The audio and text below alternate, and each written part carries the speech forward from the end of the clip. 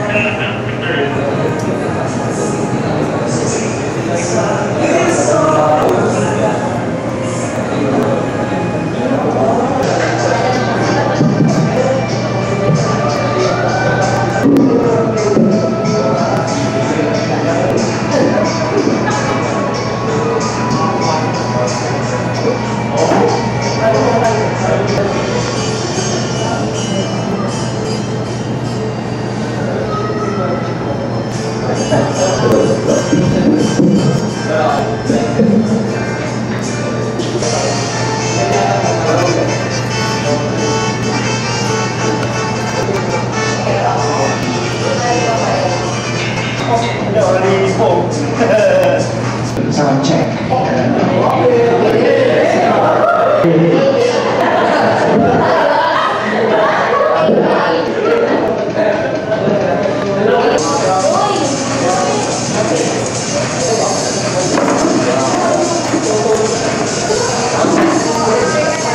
Kasama ka set ko lang? Kasama ka set ko lang?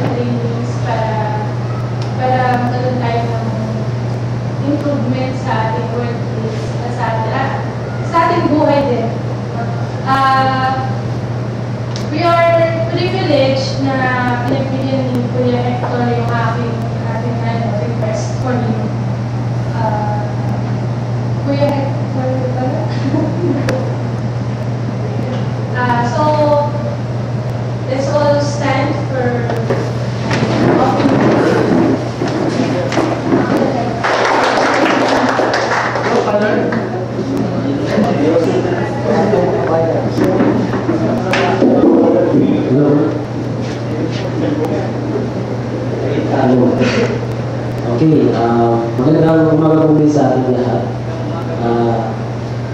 Aking ipag-reply yung nakasanayan po namin na panalangin sa Panginoon, although marami sa atin na nanalangin na hindi ko naman sa panalangin ko ito, sundan na lang po ako or pakinggan na lang po ang panalangin na ito. Panalangin natin sa Panginoon. Tayo po lahat ay lumuko at kumikita natin mata. Sa aming isip, salita at sa gawa, Lord, kami po ay nagkakasala sa iyo. But Lord, hinihiling po namin sa umaga ito na matunan po namin ang lahat ng nais Panginoon, iparating po sa amin ng aming Speaker Panginoon, si Sir Hector, pagpalayan po siya, Diyos. Maraming salamat po, pinupuli ka namin, Diyos, pinapasalamatan. Ingatan po bawat isa sa umaga ito, Panginoon, magiging maghapon. Gabayin niyo pa rin, Panginoon, ang aming pinasal, Panginoon. Maraming salamat sa pangalan ni Jesus. Amen. Bakit, di ba? Minsan kinakausap, kung hindi dahil minsan, pero lang hindi alam. Okay? Bawa tayo ngayon, nandito tayo. Nakaupo tayo ngayon. Tapos dyan pala sa labas, may nagsasaksakan. Di ba? Nagkakagulo na pala doon. Pero dahil hindi natin nakikita, hindi natin nararamdaman, hindi natin naririnig, wala tayong pakialam. So yung tao walang pakialam, ibig sabihin nun, wala siya alam. Naranasan niyo ba yun? Yung kinakausap ko yung tao, tapos parang, okay, parang wala lang. Hindi dahil sa wala siyang pakialam. Minsan, dahil wala lang siyang alam. Kaya siya walang pakialam. Napakaswerte ninyo kasi yung founders ng Microsphere ay nanggaling din dun sa kahirapan. Tama ba ako? Tama ba ako ng bagay hindi? No? Kasi, Kaway naman dyan. Marami kami, sir. marami kayo. Sino kayo? Ito si Pikit. Sino mga magkakasama? Dumating? Marami. 10 kami, sir. Umaga. Tinatanong ko yan kasi, ang magandang tanong sa atin ngayon are you waiting or are you preparing? Dumating kayo maaga dito Ang tanong, are you waiting or are you preparing? Waiting and preparing. Nakita niyo yung difference? Nakita niyo yung difference? So ito po yung isa sa mga gusto nating pag-aralan. Hindi po natin mapag-aralan ngayong araw na ito yun. Okay? But it will take some years to study this. That means, over and over. Bakit nahihirapan ka ngayon? Nahiya ka? Yung lagay na yan. Hindi natin yung mga. Nag-aaral po tayo Remember, pag ako po'y kaharap po ninyo dito, ano po ako, mahihain din po ako na tao. Ibig sabihin, I'm just doing my job when I'm in front of you. Okay, my job as a learning facilitator is to assist you in processing whatever we are talking about. Okay? And nandito ako, hindi para ibahiya sa ate. So ate, huwag kang sasama daw. Huwag mo akong gulpahin mamaya. Hindi ako lalaban sa'yo. So ate, tayo ka muna, tayo ka. Hindi, harap ka sa kanila. Okay? Kilala niyo ba si ate? Ate, ano pangalan mo? Malu. Taga saan ka? Taga saan ka?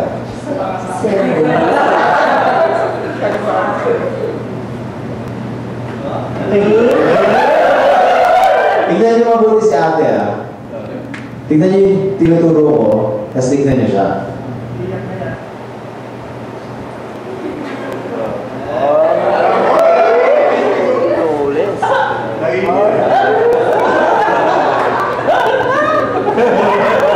Bakit natawa ka naman ng tawa? Bakit ka natawa?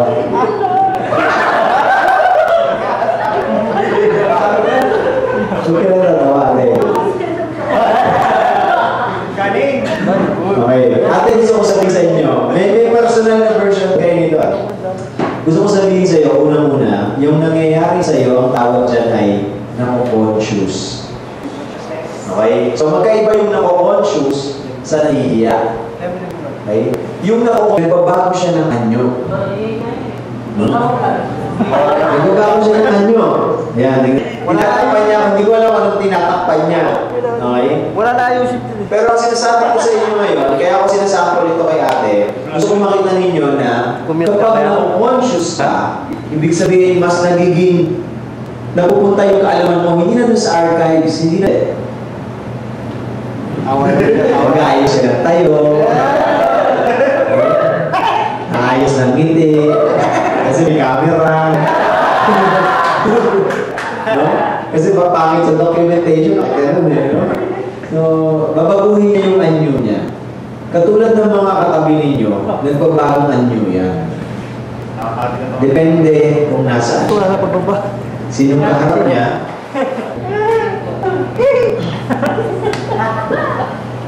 Pagbibigti. Ba't tinuro mo yan? Sino nagsabi? Gagamitin mo yan? Hindi ko pinapaya sa ate ah. Gusto ko lang makita ninyo na kapag ang tao ay hindi niya alam ang gagawin niya at hindi siya conscious, yung kanyang archives o yung mga dating alam niya, gagana lang nang hindi niya iniisip. Yan na siya nag-isip eh. Ginanong ko lang, gumana na kagad yung kamay niya. Sabi niya, inabot mo eh.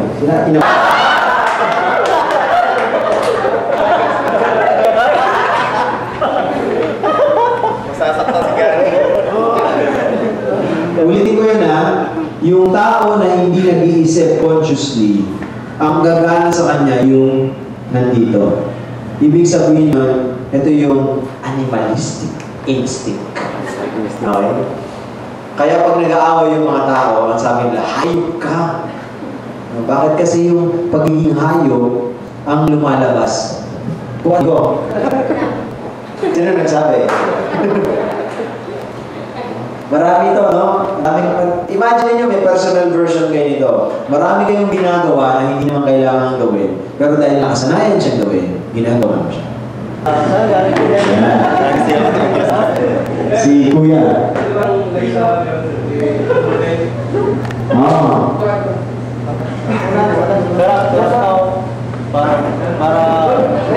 Palit kayo ng buwan. Palit kayo ng buwan. Okay. So, Kuya, pasok ka sa grupo nila, sa huli. Okay.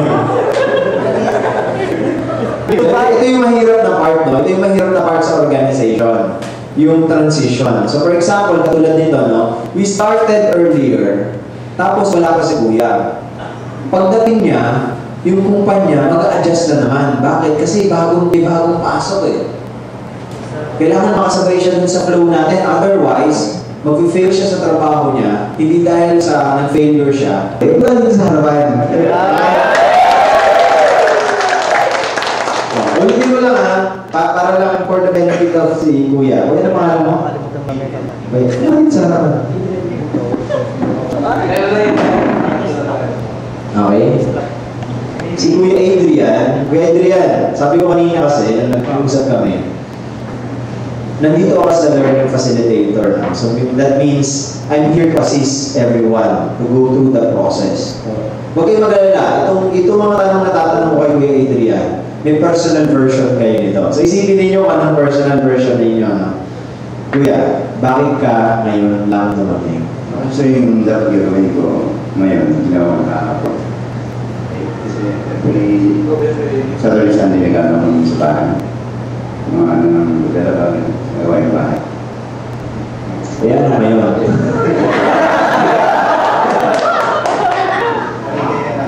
Oras na. So ibig sabihin, si Kuya ay late nagising. Late nagising. Okay. Tapos ano ba? Bali, ito namin yung sila. Get na yung mga May personal version kayo nito, di ba? Yung may alarm, yung alarm tapos pinatay lang.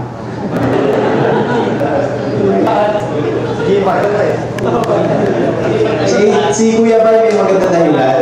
Maganda ba yung dahilan niya? Hindi.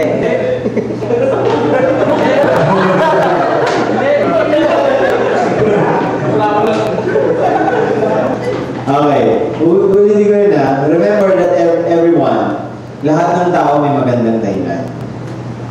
At hindi siya nauubusan ng magandang dahilan. Okay? Palagi yung may, ang tawag sa Tagalog yan, palusot. Okay? Yung mga palusot, totoo minsan yun. Yung iba lang hindi totoo, kaya minsan, nag-mix up na. Kaya, kuya, magsasabi ka na totoo minsan kasi parang wala ng mga tao. Okay? No. Then, pwede yan, honestly speaking lahat kayo may version kayo nito, no? Because you have your job and you have your personal things to do in your life.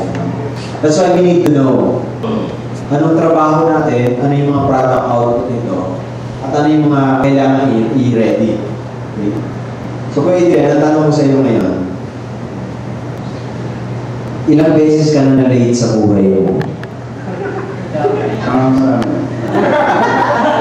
Okay. Ganda ng boses mo. Oo, sabi ko nga, ganda ko sa Thailand. Diba? Pero ang tawag doon, kung pag-aaralan natin, ang tawag doon ay pattern. Okay? So, si Kuya Adrian ay mayroong pattern sa trabaho niya na meron siya magandang dahilan palagi. So, kung mag-list down ako ng 5 product output niya, marami doon may dahilan. Bakit hindi niya ma-accomplish? Bakit niya na-accomplish? Kung meron siyang 5 steps para matrabaho niya yung trabaho. Tayoin natin. Sino yung 5 tao na yan? Okay na. Hindi ko naman tinatanong kung okay sila o hindi sila okay. Ang tinatanong ko ay, dahil sa trabaho mo, nagawa mo siya, hindi mo siya nagawa. 3 go. Sabi mo, thank you. Nandito ako ngayon. Okay? Ayan, yan ang problema pagkakilala mo na. Ang tawag dyan ay over-familiarity. Hindi mo na siya ginagawa ng tama kasi feeling mo joke na lang siya. Okay? So, kamayan mo, magkamay mo, grip. Sige nga, patingin nga, hawak mo na, grip lahat. Everybody, grip. Pag sinabi yung thank you, sabay niyo yung gano'n, sabay yung sway. Thank you. Okay? Thank you for coming here. Okay? Thank you for coming here. Tapos, okay? Yung isang version nito, yung isa nasa palad, yung isa, kapag ka medyo ma-close nyo na, dito sa balikat. Dito. Yan, okay. Okay? Thank you Thank you Okay? So ito yung minsan nakakalimutan natin sa mga kasama natin. Sabi mo, yung over-familiarity minsan, dahil kasama mo na siya madalas, hindi mo na siya napapasalamatan. Parang wala na sa'yo wala na. Pero this is very important, not to you as an individual person, but to your mind. No? May conscious ka, sabi ko kanina, kailangan conscious ka, finish strong. So when you go, aalis ka na malakas yung arrive mo. Hindi dahil mayabang ka, kung hindi dahil merong magandang nangyari. Baka mo yung kamay ulit na kapartner mo. Tignan niyo yung difference So, kamay, sabi mo, thank you for coming here. Tumingin kayo sa kausap nyo, kamay kayo ng kamay, hindi kayo nakatingin. Eye to eye. Okay? So, pag kamay niyo, kahit isang suyap lang, tingin lang kayo gano'n. Pag sabi nyo thank you, tingin. So, tapos sabi mo thank you. Thank you. Okay? Thank you. Thank you. Okay? Ate, Thank you. thank you. Thank you. Pwede naman tayo magsipo.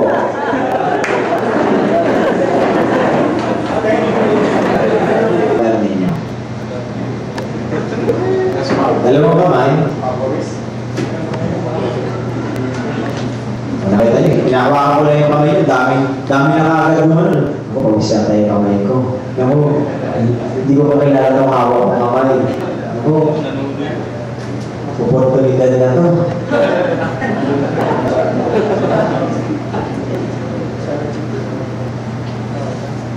Habang hawak niyo yung kamay ng partner niyo, tayo kayo ng diretso. Lapit pa kayo ng konti. Okay. Pagbilang ko ng 3, wala kayong ibang gagawin kung hindi tignan yung mata ng partner niyo. Ready? Ready? 1, 2, 3, go.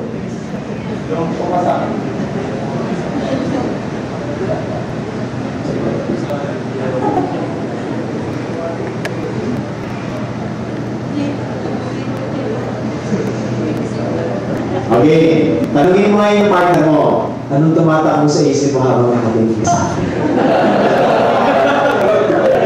Tanungin mo! Ano yung iniisip niya? Kahit di mag-isip niya, palagi pa rin nakatikip. Hindi mo sa mata.